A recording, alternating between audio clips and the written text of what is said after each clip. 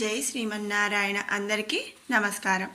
ఈరోజు విష్ణు సహస్రనామంలోని 47వ శ్లోకంలో ఉన్న నామాల యొక్క పూర్తి వివరణ తెలుసుకుందాము. అనిర్విణ్ణస్తవిష్టో భూర్ధర్మయూపో మహామకః నక్షత్రనేమిర్నక్షత్రీ క్షమ క్షామ సమీహనః. అనిర్విణ్ణః, నిర్విణ్ణ అంటే మరి విశ్రాంతి అనమాట. అనిర్విణ్ణ అంటే మరి విశ్రాంతి లేనివాడు. పరమాత్ముడికి విశ్రాంతి అనేది లేదు. ఈ సృష్టి స్థితి లయములయందు అనుక్షణం కూడా మరి నిమగ్నమై ఉండువాడు శ్రీమన్నారాయణుడు. లోకరక్షకుడై అనుక్షణము లోకమును లోకకంటకుల బారి నుండి రక్షించువాడనమాట. ధర్మములను ఉద్ధరించుట, సాధు సజ్జనులకు ఉద్ధరించుటయందు అనుక్షణం నిమగ్నమై ఉండు పరమాత్మకు విశ్రాంతి అనేదే ఉండదు. సకల జీవుల అందు కూడా పరమాత్ముడు ఉండటం చేత ఆయనకి విశ్రాంతి అన్నది లేదు అని కూడా మనం ఇక్కడ చెప్పుకోవచ్చు అనమాట. మరి ఎవరైనా సరే విశ్రాంతి ఉంటుంది, కానీ మన శ్రీమన్నారాయణుడికి మాత్రం విశ్రాంతి అనేది లేదు. లోకకంటకుల బారి నుంచి రక్షించే మనకు ఒక రక్షకుడు శ్రీమన్నారాయణుడు. అలాగే మనల్ని అందరినీ కూడా ఉద్ధరించే, ధర్మములను ఉద్ధరించేవాడు శ్రీమన్నారాయణుడు. సాధు సజ్జనులను ఉద్ధరించేవాడు శ్రీమన్నారాయణుడు.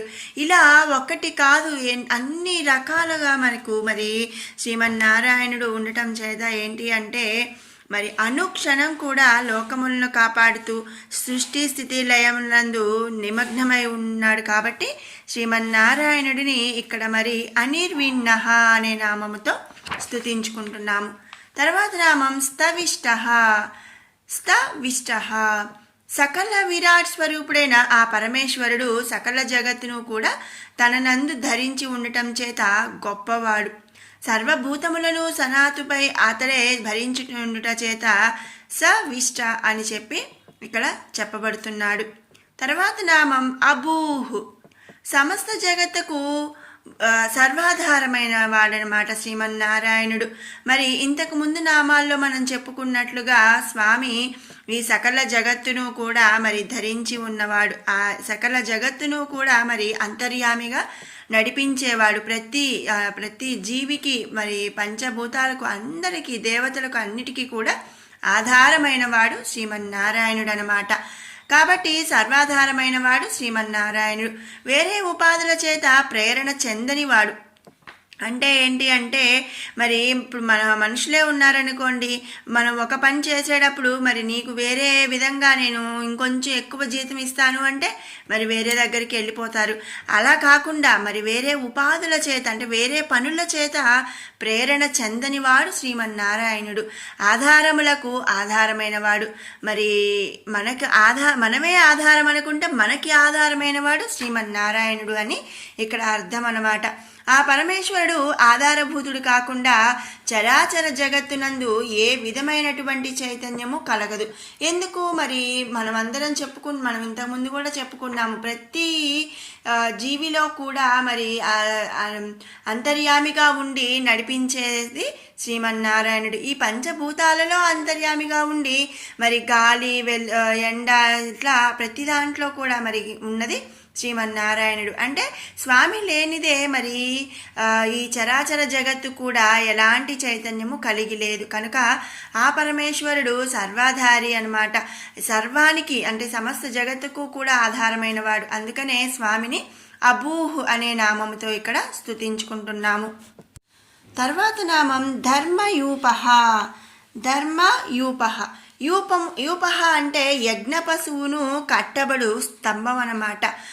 ధర్మ అంటే ధర్మము. మరి ధర్మములు అనే యజ్ఞ పశువును కట్టబడిన స్తంభం శ్రీమన్నారాయణుడు. ధర్మమ్మను యజ్ఞమునకు కట్టబడినటువంటి స్వరూపుడు కనుకనే ఆ శ్రీమన్నారాయణుడిని ధర్మయూపః అని ఇక్కడ మనం స్తుతించుకుంటున్నాము. తర్వాత నామం మహామఖః. మహామఖః మరి పరమేశ్వరుడు వేదస్వరూపుడు, ప్రణవస్వరూపుడు, సమస్త జగత్తునందు చైతన్యమూర్తి, అలాగే ధర్మస్వరూపుడు. అతని వద్ద లేని సుగుణములు ఏవి కూడా లేవు. జ్ఞానము, సుఖము, భోగము, యోగము, పరమానందము, ఈ జరణ మరణ రహితుడు శ్రీమన్నారాయణుడు. కర్మలకు అతీతుడు, భక్త వత్సలుడు, శీఘ్రముగా భక్తుల కోరికలు తీర్చువాడు శ్రీమన్నారాయణుడన్నమాట. యజ్ఞమును అవయవములుగా కలిగి ఉన్నటువంటి వాడు శ్రీమన్నారాయణుడు. లోక కళ్యాణములకు ధర్మరక్షణకు యజ్ఞమును ఆచరించుట వేదధర్మము కనుక అటువంటి పవిత్రమైన యజ్ఞమును ధరించి ఉన్నటువంటి ఆ పరమాత్మ పూజింపదగినవాడు. పరమాత్మ యొక్క ఆరాధన చేత యజ్ఞఫలమును మనం పొందవచ్చనమాట. అంటే మనందరం కూడా యజ్ఞ యాగాదులు చేయలేకపోవచ్చు, కానీ శ్రీమన్నారాయణుడిని ఆరాధించటం చేత మనం యజ్ఞాలు చేసిన ఫలమును కూడా మనం పొందవచ్చు అన్నమాట. ఎటువంటి కర్మల చేతనైనా ఆ శ్రీమన్నారాయణుని పూజించట చేత మోక్షములను పొందవచ్చు. మనం అంటే ఏ కర్మలు చేసినా సరే మనం ఆ శ్రీమన్నారాయణుడిని పూజిస్తే చాలు మనకు స్వామి మోక్షాన్ని ప్రసాదిస్తాడు. అందుకనే మరి స్వామిని మహామకః అని ఇక్కడ మనం స్తుతించుకుంటున్నాము. తర్వాత నామం నక్షత్రనేమిః. నక్షత్ర నేమిహి అంటే ఆకాశమునందు గ్రహకూటములతో కూడి ఉన్నటువంటి నక్షత్ర చక్రమును ప్రవర్తింపచేయుచు దానిని ఆచరించేవాడు శ్రీమన్నారాయణుడు. అంటే పరమాత్ముడి చుట్టూనే ఈ నక్షత్రాది గ్రహములు కూడా చరిస్తాయి, అంటే తిరుగుతూ ఉంటాయి. అందుచేతనే అతడు నక్షత్రనేమి అని చెప్పి ఇక్కడ చెప్పబడుతున్నాడు. తర్వాత నామం నక్షత్రి. ఆకాశ మండలమునందు ప్రకాశించు నక్షత్ర స్వరూపుడు శ్రీమన్నారాయణుడు. ధ్రువుడు ఆకాశ మండలమందు ప్రకాశిస్తూ ఉంటాడు. అతని స్వరూపం కలవాడు శ్రీమన్నారాయణుడు అనమాట.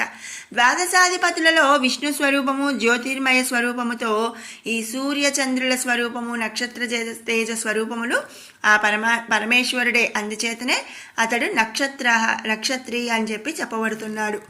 ఏ విధంగా అయితే మనం చెప్పుకున్నామో ఈ సకల జగత్తు, మరి సూర్యచంద్రులు, పంచభూతాలు, నక్షత్రాలు, ఈ జగత్తులో ఈ సృష్టిలో ఉన్న ప్రతి రూపము కూడా మరి స్వామి అంతర్యామిగా నడిపిస్తున్న స్వరూపాలే. కాబట్టి ఇక్కడ స్వామిని నక్షత్ర తేజ స్వరూపములుగా భావిస్తూ స్వామిని నక్షత్రి అని చెప్పి స్తుతించుకుంటున్నాము. తర్వాత నామం క్షమః. మరి క్షమ అంటే ఓర్పు అనమాట. ఓర్పు, సహనము ఇత్యాది గుణములను కలిగి ఉండుట. సకలమునకు ఆధారభూతమైన ఆ పరమాత్ముడు ఈ సృష్టి అందు సమస్త శక్తుల యొక్క భావమును ఎంతో ఓర్పుతో వహిస్తున్నాడు. సమస్త కార్యములనందు కూడా ఓర్పు సహనము కలవాడు శ్రీమన్నారాయణుడు. లోక కంటకులను సంహరించుటకు కూడా తగిన సమయం కొరకు పరమాత్ముడు ఓర్పు సహనముతో వేచి ఉంటాడనమాట.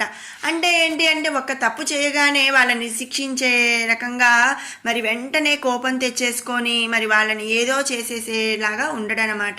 పరమాత్ముడు ఏం చేస్తాడండి, మంచి వాళ్ళైనా లోకకంటకులైనా ఎవరినైనా సరే మరి ఓర్పు సహనంతో వాళ్ళని మరి వేచి ఉంటాడు. లోక కంటకులను కూడా మరి వాళ్ళని సంహరించడానికి కూడా ఇంకా మారుతారేమో అనే విధంగా మరి ఓర్పు సహనం బట్టి ఉంటాడు.